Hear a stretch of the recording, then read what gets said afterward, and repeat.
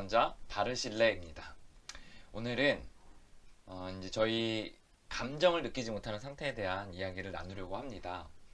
저희들 그 이야기들은 전체적으로 이 바르실레의 경험담에 기초해서 이야기 나누고 있고, 이 경험담의 전체에 이제 큰 저는 어떤 문제가 있었고 이제 어떤 회복 과정을 거쳤다라는 저의 경험담의 그 일부분으로서 이제 이야기하는 겁니다. 그래서 문제에 대한 이야기를 먼저 이제 하는 과정이고요. 각각의 영상들이 이제 완성된 어떤 답을 주거나 뭐 그런 영상은 아니고, 이제 저는 이런 문제로 어려움을 겪었었다라는 이야기를 나누는 겁니다.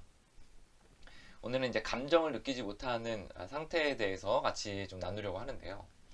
감정을 느끼지 못하는 상태를 뭐 한마디로 말하면 뭐 이렇게 얘기할 수 있지 않을까 싶어요. 남들이 생각할 때 뭐 이런 상황에서는 당연히 이제 이런 감정들을 느껴야 되지 않나 라고 싶은 순간에도 전혀 거기에 대해서 감정을 느끼지 못하는, 그래서 본인도 힘들고 그리고 주변도 또 좀 어려워하는 그런 경우가 이제 감정을 느끼지 못함이라고 이야기할 수 있을 것 같습니다. 흔히 영화 같은 데 보면은 이제 어 이제 냉혹한 또는 냉혈, 아니면 이제 정말 좀 무서울이 많지 냉정한 이제 사람들의 캐릭터들이 나오는데, 어떻게 저렇게 감정을 이렇게 갖지 못할 수가 있지? 어떻게 저렇게 국률이 여기지 못할 수 있지? 어떻게 자기 자식한테 저럴 수가 있지? 자기 부모에게 저럴 수 있지? 아니면 주변 사람한테 저럴 수 있지? 자기 자신에게 저럴 수 있지? 어떻게 저 상황에서 아무렇지도 않을 수 있지? 라는 그런 의문을 들게 하는 그런 사람의 유형들이 있는데요.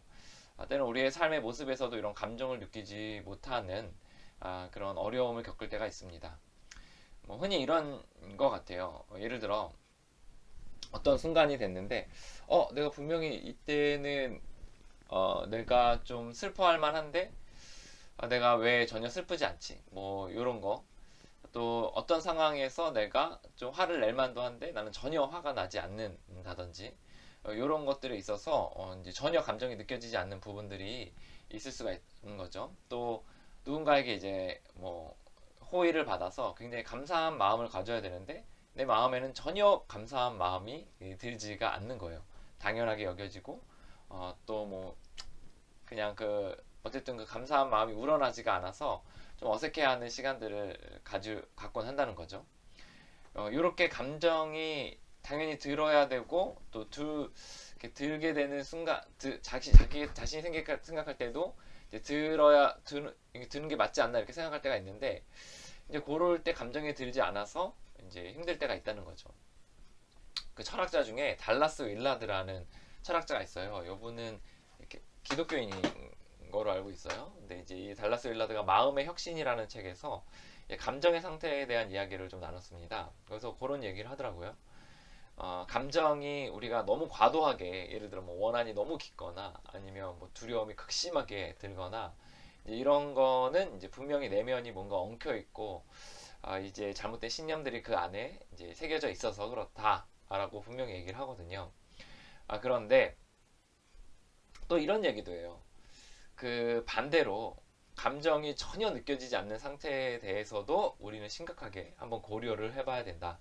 그건 역시 내면에 어떤 잘못된 신념이 박혀 있거나 아니면 내면이 엉켜 있는 경우에 그렇게 아무런 감정도 느끼지 못하는 상태에 이를 수도 있다. 감정이 심하든 적든 둘 다 회복의 과정을 거쳐야 되는 유형의 사람이다 라고 이야기하고 있습니다. 이제 직접 인용은 아니지만 간접적으로 제가 좀 제 말로 바꿔서 이야기하면 그렇게 이야기하고 있습니다. 이제 그 이제 예를 들어 주변에서 이런 경우를 본 적이 있어요. 그러니까 이런 경우가 있을 거예요. 예를 들어 이제 아버지가 돌아가셨어요. 근데 전혀 슬프지가 않아요. 전혀 슬프지가 않고 눈물 한 방울 나오지가 않는 거죠. 또는 그 내가 막 누구에게 학대를 받아요. 막 두들겨 맞고 욕 먹고 막 이런 상태예요. 근데 내 마음이 불편하지가 않고 오히려 평안해지고 뭐 아무런 감정도 느껴지지가 않는 거예요. 남들이 나를 막 함부로 대하는데도 내가 아무런 감정이 느껴지지 않는 거죠. 또는 내가 이제 불쌍한 사람을 좀 봐요. 정말 누가 봐도 좀 안타까운 유형의 사람을 뭐 언론을 통해서나 어디를 통해서 이렇게 봐요. 근데 거기에 대해서 전혀 이제 아무런 감정도 들지 않는 겁니다. 이제 이런 것들을 했을 때 어떤 문제들이 생기냐면 이제 자기가 이제 뭐 한 발짝 물러나서 이제 자기를 보면서 어떻게 이런 상황에선 좀 슬퍼할 만도 한데 내가 왜 슬프지가 않지? 이렇게 생각을 하는 거예요. 근데 아버지가 돌아가셨는데 어떻게 이렇게 아무런 감정이 들지 않을 수 있나? 근데 이 사람은 정말 좀 객관적으로 볼 때 힘든 상황인데 나는 왜 거기에 대해서 힘들어 보이지 않지? 나는 왜 누군가가 나에게 힘든 이야기를 하면 나는 거기에 전혀 아픔에 대해 공감이 되지 않지? 라는 스스로의 이제 의구심을 갖게 됩니다. 사실 이제 감정을 느끼지 못하는 것도 이제 문제가 되지만 이제 모든 문제가 그래요. 사실 뭐 중독이든 두려움이든 뭐 어떤 문제든 내가 왜 이런 마음을 먹지?라는 마음으로 이제 스스로에 대해서 비하하거나 자책하거나 아니면 이제 그것에 대해서 이제 생각하는 마음이 사실 나중 되면 더 문제가 되긴 해요. 네, 제 생각에는. 근데 어쨌든 이렇게 감정을 느끼지 못하는 부분이 어쨌든 이제 이제 문제 스스로 이제 여러 어려움들을 겪게 됩니다. 그리고 이제 다른 사람들과의 관계에서 이제 겉에서 보기에는 좀 아닌데 이제 점차 시간이 지날수록 그 문제가 불거지기 시작해요. 예를 들어 어떤 사람이 밤늦게까지 야근을 해요. 굉장히 힘들어하면서 그럼 다음날 이제 좀 위로의 말도 해줄 수 있잖아요. 아니면 이제 업무가 좀 도와줄 수도 있고 좀 배려해줄 수도 있는데 전혀 거기에 대해서 이제 어떤 공감하는 마음이 이제 들지가 않는 거예요. 이제 식구 중에 가족이 있어요. 가족이 있는데 이제 어머니 아버지가 굉장히 좀 이제 어려워하세요. 힘들어하시고 또 한 일주일에 한 번씩 이제 전화도 하고 이렇게 해야 되는데 자꾸 까먹어요. 자꾸 안 돼요. 근데 습관의 문제도 있지만 뭐가 힘드나라는 그런 생각이 마음속에 그런 아무런 감정도 들지 않아서 감사한 마음이든 또 불쌍히 여기는 마음이든 긍휼히 여기는 마음이 전혀 들지 않아서 이제 그런 남들은 다 하는데 다른 식구들은 다 하는데 이제 자기를 하지 않는 경우들도 있다는 거죠. 또는 뭐 형이 이제 동생을 막 때려요. 때리는데 막 정말 죽을 맛이 때려요. 그리고 그 동생이 얼마나 힘들지 아플지에 대해서 전혀 감흥이 없는 거예요. 이런 경우들을 스스로 이제 겪으면서 이제 그 주변 사람들이 이제 힘들어하는 거죠. 동생도 힘들어하고 맞는 동생도 힘들어하고 또 어머니 아버지도 서운해하시고 또 직장 생활에서도 이제 어려움들을 겪게 되는 균열들이 일어나게 됩니다. 이제 감정을 느끼지 못하는 것은 이제 본인도 힘들고 주변도 힘들게 되는데 또 그 외에도 여러 가지 이제 좀 아쉬운 결과들을 낳게 돼요. 예를 들어 삶은 사실 우리가 감정을 가짐으로써 풍성해질 수 있다고 생각하거든요. 감사하고 또 기뻐하고 때로는 또 이렇게 아름다움을 느끼며 신비로움을 느끼고 뭐 이런 감정이 우리의 삶을 풍요롭게 해주는데 그 풍요로움을 누리지 못하는 것에 대해서 이제 안타까운 거죠.